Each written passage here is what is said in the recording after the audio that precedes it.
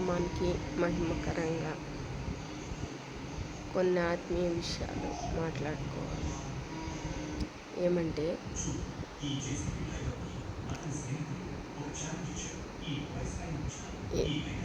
ఎప్పటి నుండి చెప్తా ఉన్నది యేసయ్య సిలువ వేయబడిన స్థితి ఏమిటి, తలకు ముళ్ళ కిరీటం ఎలా ధరించారు, చేతులకు మేకులు, కాళ్ళకు మేకులు, దాని అర్థాలు, భావాలు ఏంటనేది నేను ఎన్నోసార్లు చెప్తానే ఉన్నాను. మరలా చెప్తున్నాను ఇంకొకసారి. ఏమంటే ఒక చిన్న బిడ్డ జన్మించినప్పుడు బరువంతా తల, నాలుక ముందు భాగానికి వెనక భాగానికి బరువుగా ఉంటుంది. ఎందుకంటే వాళ్ళు ఏది నవిలి తినే పరిస్థితి ఉండదు. అంత చిన్న బిడ్డలు పాలు తాగుతారు. కొంచెం ఎదిగిన పిల్లలైతే మంచినీళ్ళు తాగటం ఇక అట్లా స్టార్ట్ అవుతుంది. ముందుగా పుట్టిన బిడ్డలు పాలు మాత్రమే తాగుతారు. కాబట్టి నాలుక మధ్య భాగం చాలా పల్చగా ఒక దారి వలె ఏర్పడి ఉంటుంది. నాలుక మధ్య భాగంలో ఒక పాల పీకకు సంబంధించినంత దారిలోనే ఆ దారి ఏర్పడి ఉంటుంది. ఈ మిగిలిన బరువు భారం అంతా నాలుకది ఇటు చిగుళ్ళ మీదకి, దంతాల వైపు, అటువైపు ఇటువైపు, ముందు చిగుళ్ళ వైపు, అట్లా 3 వైపులా బరువు అంతా ఉంటుంది నాలుకది. ఇటువంటి పరిస్థితి ఉన్నప్పుడు ఇక లాలాజలం కూడా వారికి రిసీవ్ చేసుకుని మింగడం కుదరదు. అది అంటే కొంచెం లాలాజలం ఇట్లా బయటకు వస్తున్నప్పుడు దాన్ని రానియకుండా మింగడం అట్లాంటి జ్ఞానం ఉండదు. కాబట్టి వారి నోట్లో ఏమన్నా గమ్మున అటువంటి పరిస్థితుల్లో వాటర్ పోసినా ఏదైనా మళ్ళీ బయటకు వచ్చేస్తూ ఉంటాయి. అటువంటి స్థితిగా ఉంటారు. కొంచెం పెరిగి ఆ తల ఎప్పుడైతే నిలబడుతుందో, గూళ్ళ మీద నిలబడే పరిస్థితికి వస్తుందో తల, అదే మోకాలు కింద పాదం నిలబడే పరిస్థితికి వస్తుందో, పాదాలు చూడండి, కుడికి ఒక కాలు ఎడమకి ఒక కాలు అటు ఇటు పడేసి ఉంచుతారు చిన్న బిడ్డలు. అవి ఎప్పుడైతే నిలబడే స్టేజికి వస్తాయో అప్పటి నుండి ఇక పరిస్థితి మారుతుంది. ఎట్లా అంటే ఆ మందం అంతా నాలుక మధ్య భాగంలోనికి క్రమక్రమంగా చేరుతుంది. నాలుక ఇట్లా ముడుచుకున్నట్టు స్కిన్, ఒక మాంసపు ముద్దే కదా నాలుక కూడా అన్నట్టుగా ఉంటుంది. మధ్యలోకి వచ్చేస్తుంది ఆ వెయిట్ అంతా. ఇంకా అటు ఇటు దంతాల వద్ద, పళ్ళ వద్ద ఇక్కడ దారి ఏర్పడి ఉంటుంది. అప్పుడు ఏ ఆహారమైనా ఎంత బలమైంది, ఎంత గట్టిదైనా తినేస్తూ ఉంటారు ఈ పళ్ళు ఏర్పడినప్పుడు. ఇట్లా ముందు చిగుళ్ళు గట్టిగా మారతాయి. చిగురు అనేది ఏదన్నా తింటున్నప్పుడు తినగా చిగురు గట్టిపడి ఒక ఆకారం వస్తుంది. తర్వాత అక్కడ ఒక పన్ను కూడా ఏర్పడుతుంది. ఇవన్నీ ఎముక స్థితి అక్కడికి వస్తుంది అన్నమాట. పన్ను అంటే ఏమీ లేదు, ఎముక స్థితి. ఎముక అక్కడ ఏర్పడినట్టుగా ఉంటుంది. ఇవన్నీ ఉంటాయి. యేసయ్య సిలువ వేసుకున్నప్పుడు మరలా అటువంటి పరిస్థితి, బాల్యపు పరిస్థితికి చేరాడనమాట. ఎట్లా అంటే రోజుకి ఒక 24 గంటల సమయాన్ని చెప్తారు. పగలు 12 గంటలు, రాత్రి 12 గంటలు కలిపి 24 గంటల సమయాన్ని చెప్తారు. అయితే ఒక సగం అంటే 12 గంటల సమయం తీసుకొని ఆ 12 గంటల్లో ఒక గంటన్నర, ఇంకొక 12 గంటల్లో ఒక గంటన్నర సమయం అట్లా తీసుకుని యేసయ్య 3 గంటల సమయాన్ని తలని నలగగొట్టుకున్నాడు, శరీరాన్ని నలగగొట్టుకున్నాడు.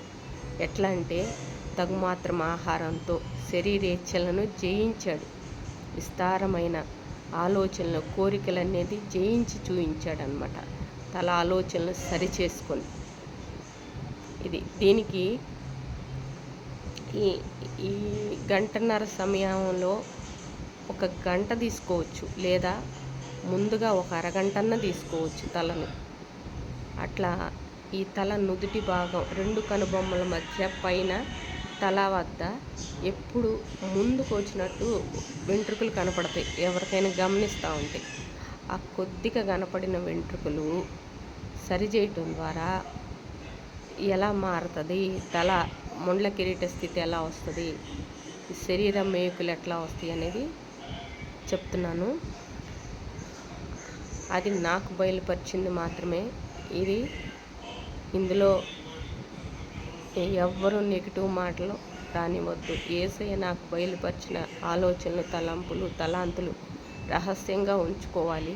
కానీ ఇది ఎక్కడైనా ఎవరికైనా ఉపయోగపడుతుందని నేను ధైర్యంతో ఈ మాటలు చెప్తున్నాను. ఆ తల వద్ద ఎప్పుడైతే తలస్నానం చేస్తారో తల మధ్య భాగం నుండి ఈ నుదురు భాగం వద్దకి ఒక బరువైన స్థితి ఆ నాలుక చివరికి వరకు వస్తుంది అనుకోవచ్చు. అప్పుడు కొంచెం ఎంత అనుమానం, భయం ఉన్నప్పుడు కొద్దిగా వెంట్రుకలే తీసుకోవాలి. అవి చాలా తీసుకోకూడదు. ఎంత చిన్న ముక్కు పుడక ఆకారం అంత అనుకోవచ్చు. అంతా ఈ చివరి వెంట్రుకల్ని రిసీవ్ చేసుకుని తలస్నానం తర్వాత ఒక అరగంట ఆగి లేదా ఒక గంట ఆగి ఒకసారి అని, గంటన్నరని దాటనీయకూడదు. కాబట్టి అరగంటతో 3 సార్లు అనొచ్చు, లేదా గంటతో ఒక్కసారి. తర్వాత గంటకి ఒక్కసారి అని, తర్వాత అరగంట సమయం వచ్చినప్పుడు 3 సార్లు అంటాం. ఆ తర్వాత 20 నిమిషాలకి, ఆ తర్వాత పావు గంటకి, ఆ తర్వాత 10 నిమిషాలకి, అట్లా క్రమక్రమంగా తలని సరి చేసుకోవచ్చు. అంటే ప్రతిరోజు ఇవన్నీ చేయటానికి ఒక రోజులో ఒక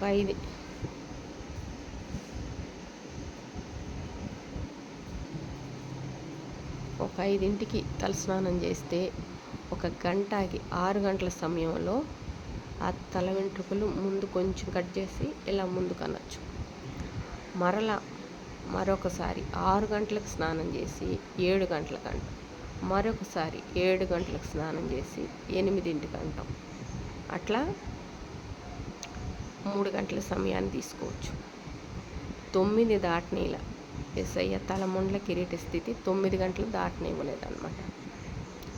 9 అత్యవసరమైతే వెళ్ళాలి. 5, 8 వెళ్తామే చాలా కరెక్ట్గా ఉంటుంది. 9కి వెళ్ళినా ఇంకొక గంటతో వెళ్ళొచ్చు. అంటే 8ంటికి తలకు పోసుకున్నప్పుడు 9 గంటలకు ఒకసారి అన్నట్టుగా అట్లా అనుకోవాలి. ఆ తర్వాత 5 గంటలకు తలస్నానం చేసినప్పుడు ఒక అరగంట ఆగి 5:30కి, 6ంటికి 2 సార్లు మాత్రమే అట్లా అనుకోవాలి. మరొకసారి 6 గంటలకు తలస్నానం చేస్తే 6:30కి, 7ంటికి ఒక అరగంట ఆగి అన్నమాట గ్యాప్. ఆ తర్వాత 7ంటికి స్నానం చేసి 7:30కి, 8ంటికి, 8ంటికి స్నానం చేస్తే 8:30కి, 9. అది హెవీ అవుతుంది. 8 వరకు సరిపోతుంది నాకు తెలిసి. తర్వాత అత్యవసరం బట్టి 9 కూడా వాడుకోవచ్చు. ఈ వేరియేషన్స్ ఏదన్నా కరెక్ట్ టయానికి చేయలేనప్పుడు ఆ 9 వరకు వాడుకోవటానికి సహాయంగా ఉంటుంది అనుకుంటున్నాను నేను. లేదా 9 వరకు అనుకోవచ్చు. అప్పుడు 10 గంటల సమయం వచ్చిందంటే ఇంకా అసలు తట్టుకోలేరు అనమాట. అది ఇప్పటికే ఎక్కువ అవుతుంది కదా. ఇట్లా